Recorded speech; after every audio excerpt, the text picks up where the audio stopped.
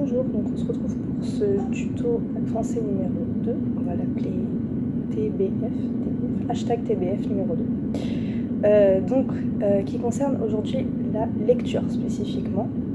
Je vous le disais dans la première vidéo, donc la lecture c'est un moment important, c'est ce qui va vous permettre de gagner les faveurs en fait, de votre examinateur, puisque vous allez pouvoir à la fois montrer que vous connaissez le texte, que vous l'êtes approprié et que vous le maîtrisez. Donc ça c'est une étape quand même assez importante lors de votre explication à l'oral, d'autant que ça va donner des pistes en fait sur l'explication de texte que vous allez faire ensuite et sur la façon dont vous allez maîtriser cette explication de texte. Alors, il y a différentes attentes concernant cette lecture de la part des examinateurs. Ce qu'on attend en général, c'est que la lecture elle soit plutôt fluide, donc pas d'hésitation sur des mots, etc. Donc ça va être important de vous assurer que vous connaissez bien le sens des mots qui sont dans le texte, qu'il n'y ait pas de problème de vocabulaire. Si c'est le cas, n'hésitez pas avant, en préparant vos textes, etc., à sortir un dico ou aller sur internet pour chercher la définition des mots. Ça c'est important. Vous avez sur certains textes peut-être des notes de bas de page qui vous aident aussi, il faut vous en servir. Donc fluidité, quelque chose qui est rythmé, avec donc du relief, ça c'est important, c'est-à-dire qu'on attend une certaine intonation quand même, pas quelque chose de plat, sinon on va très vite s'ennuyer et se dire que vous n'avez pas travaillé votre lecture. Et on attend aussi donc un respect du rythme du texte, donc que ce soit au niveau de la syntaxe, la ponctuation, ou que ce soit au niveau alors plus spécifiquement dans les poèmes ou dans des fables par exemple, où là on va attendre un jeu sur la versification, savoir comment vous allez arriver à jongler entre les phrases et la versification, qui sont en fait deux systèmes de rythmique distincts qui se superposent. Dernier point, il faut que vous respectiez les intentions de l'auteur au moment de la lecture, c'est-à-dire s'il est ironique, il va falloir le faire ressentir en lisant. S'il y a des comportements de personnages dans le roman, par exemple, qui sont différents, dans les fables ça marche aussi, il va falloir le faire ressortir également.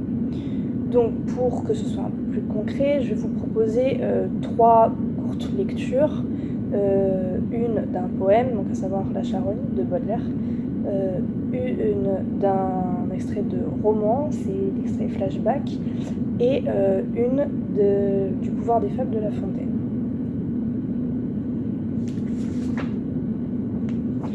Donc une charogne, c'est assez long, donc je ne vais pas tout lire, je pense, je vais m'arrêter au milieu. L'idée c'est juste que vous puissiez voir comment on peut rendre un texte un peu plus rythmé, un peu plus fluide au niveau de la lecture.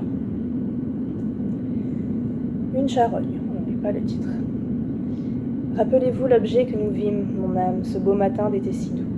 Au détour d'un sentier, une charogne infâme sur un lit semé de cailloux.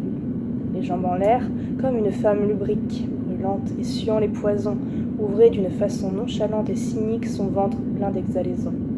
Le soleil rayonnait sur cette pourriture, comme afin de la cuire à point, et de rendre au centuple à la grande nature tout ce qu'ensemble elle avait joint. Et le ciel regardait la carcasse superbe, comme une fleur s'épanouir. La puanteur était si forte que sur l'herbe vous crûtes vous évanouir.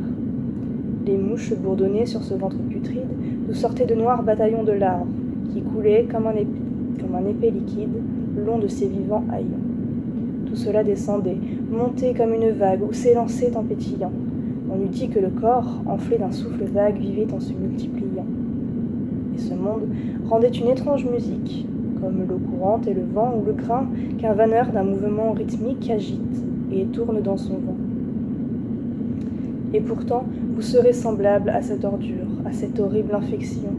Étoile de mes yeux, soleil de ma nature, vous, mon ange et ma passion. Oui, telle vous serez, ô la reine des grâces, après les derniers sacrements, quand vous irez, sous l'herbe et les floraisons grasses, moisir parmi les ossements. Alors, ô ma beauté, dites à la vermine qui vous mangera de baisers, que j'ai gardé la forme et l'essence divine de mes amours décomposés. Bon, finalement, je l'ai mis en entier.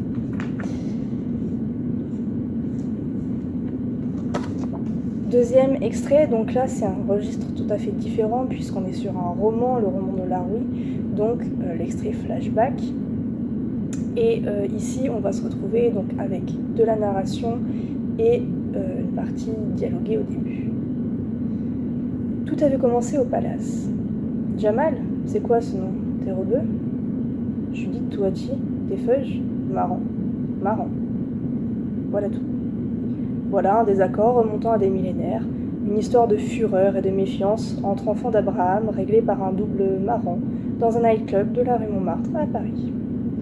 Bien entendu, les familles avaient opposé un niet, franc et massif à la mésalliance. Horreur, une juive, malédiction en arabe. Monsieur Touati suivait sa fille partout. Elle ne pouvait plus sortir. De la maison au lycée, du lycée à la maison, ses parcours rectilignes jamais interrompus, ça ne faisait pas une vie. Un jour, rue de Charonne, Jamal me raconta cette vie qui n'en était pas une. J'eus une révélation. Je venais tout juste de voir un film où les journalistes, privés de leur gagne-pain par le sénateur McCarthy, continuaient de travailler en faisant signer leurs articles par des prête-noms, des fonds. J'en parlais aux amoureux. Judith trouva elle-même le fond idéal. Salomon, un ancien condisciple. Salomon fut introduit. Il avait des lettres de créance en or massif, c'était même un coanime. Monsieur Touati s'épanouit, flatté jusqu'au trognon. Il papillonnait autour de cette graine de gendre providentiel, lui qui n'avait pas de fils. Il proposait des gâteaux, risquait quelques mots envers l'angle, gloussait, se frottait les mains. Pauvre homme, comment aurait-il pu deviner que ce Salomon n'était qu'un alibi, si j'ose dire? Comment aurait-il pu savoir que Jamal rétribuait les prestations de l'artiste avec du hashish de premier choix? Car le Judas fumait. Convaincu que sa fille avait désormais pris le bon chemin et oublié l'horrible Jamal, M. Touati relâcha son étreinte. Judith put de nouveau disposer de son temps. Donc là, on a quelques passages qui sont un peu ironiques. On a un changement de narration du elle au je, donc qui est à prendre en compte. Et on a surtout une ambiance qui est beaucoup plus moderne, avec une façon de parler en fait qui permet, par exemple, je l'ai fait plusieurs fois, de manger un peu des syllabes. Alors manger en mettant le ton, c'est pas juste manger parce qu'on a un problème de prononciation, d'articulation bien évidemment. C'est histoire de montrer la modernité du texte. Troisième extrait que je vous propose, donc, c'est Le pouvoir des fables.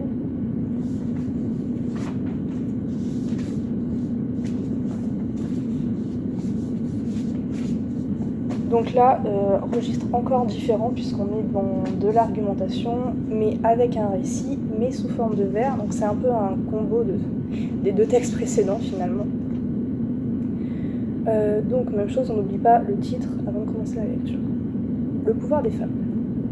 Dans Athènes, autrefois, peuple vain et léger, un orateur, voyant sa patrie en danger, courut à la tribune. Et d'un art tyrannique, voulant forcer les cœurs dans une république, il parla fortement sur le commun salut. On ne l'écoutait pas. L'orateur recourut à ces figures violentes qui savent exciter les âmes les plus lentes. Il fit parler les morts, tonna, dit ce qu'il put. Le vent emporta tout, personne ne s'émut. L'animal aux têtes frivoles, étant fait à ses traits, ne daignait l'écouter. Tous regardaient ailleurs. Il en vit s'arrêter à des combats d'enfants et point à ses paroles. Que fit le harangueur? Il prit un autre tour. Cérès, commença-t-il, faisant voyage un jour avec l'anguille et l'hirondelle, un fleuve les arrête, et l'anguille, en nageant, comme l'hirondelle en volant, le traversa bientôt.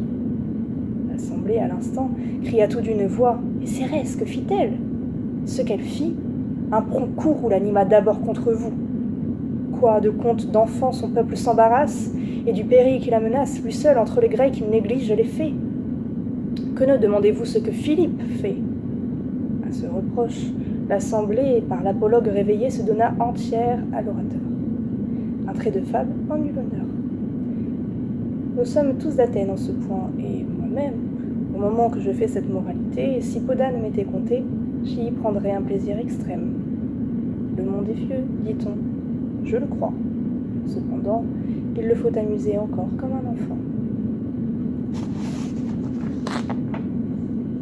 Donc voilà les 3 lectures, j'espère que ça vous a aidé à y voir plus clair et on se retrouve une prochaine fois.